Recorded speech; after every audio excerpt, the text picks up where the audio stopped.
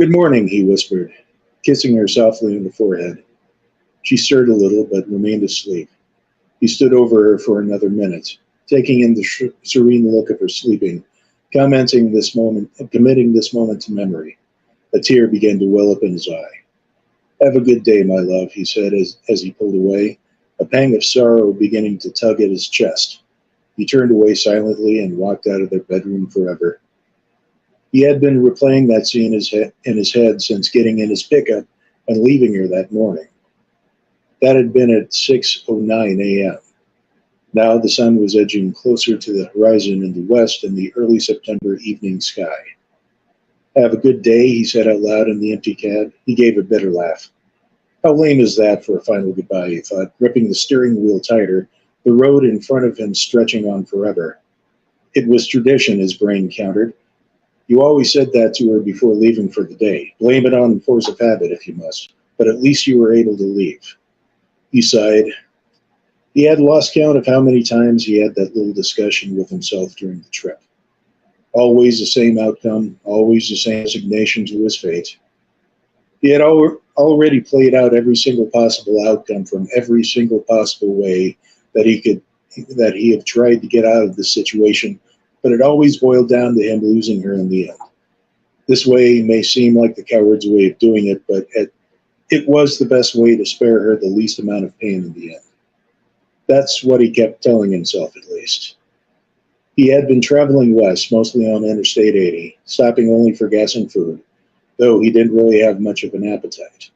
His journey would take him through Omaha, Nebraska, where he would change to a different road, one that led a little bit out of the way from normal civilization, one that took him all to where this began 10 years prior. So far, he was making good time, right on schedule. Then I have a bracket here that says stuff goes here, so I'm still working on that portion. Carrie's laughing because she read this and kind of saw what I did there. He arrived at his destination a little before 11 p.m.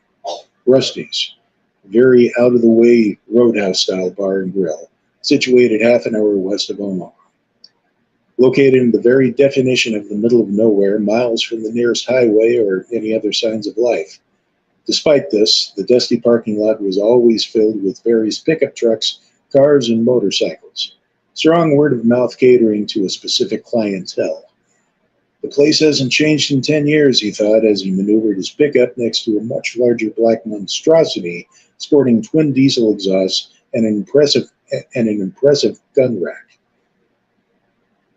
He was counting on that. It was one of the two reasons why he spent the good part of the last decade restoring the 1983 GMC pickup he was driving, to blend in with the others in the lot. No one would look twice at it or get suspicious if it remained for an extended period of time before being reported as abandoned. The second most important reason was because it couldn't be traced like any of the modern vehicles on the road. He made sure that everything was as factory original as possible, from the engine rebuild down to the floor mats and upholstery. Of course, his wife thought his hobby was adorable and indulged him, going so far as purchasing an original factory AM/FM stereo with the big chrome knobs and the slot buttons for a hefty price off of eBay as a gift. No reason, she had said, just because. He had to pause for a couple of minutes to push down the sudden rise of emotion. Now was not the time. He took a deep breath, and he shut the pickup off. He had an hour. Might as well go inside and get settled in. He exited the pickup and, pausing long enough to glance at where the two gravel-covered dirt roads intersected beyond the parking lot, he turned and walked to the front entrance of Rusty's, the music from inside blaring a muffled serenade. More stuff goes here, the brackets. He felt the presence before the song was over. Without even opening his eyes, he knew someone was now sitting opposite of him.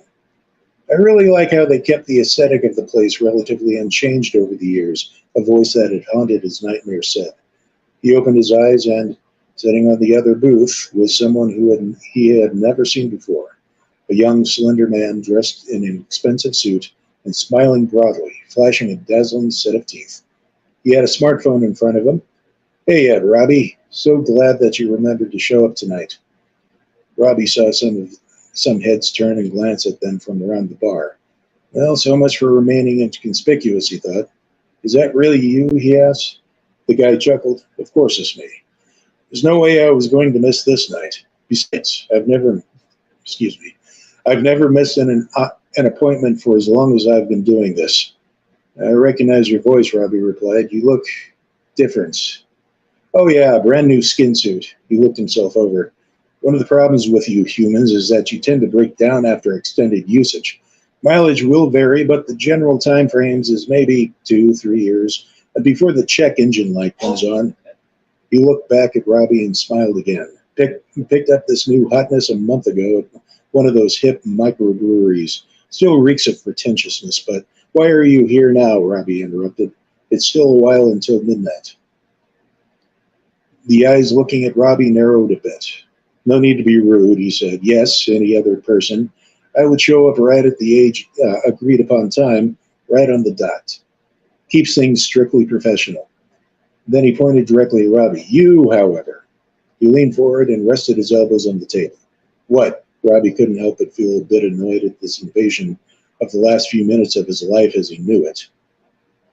He didn't say anything, just looked at Robbie thoughtfully for a couple more minutes. Finally, he lifted up his smartphone.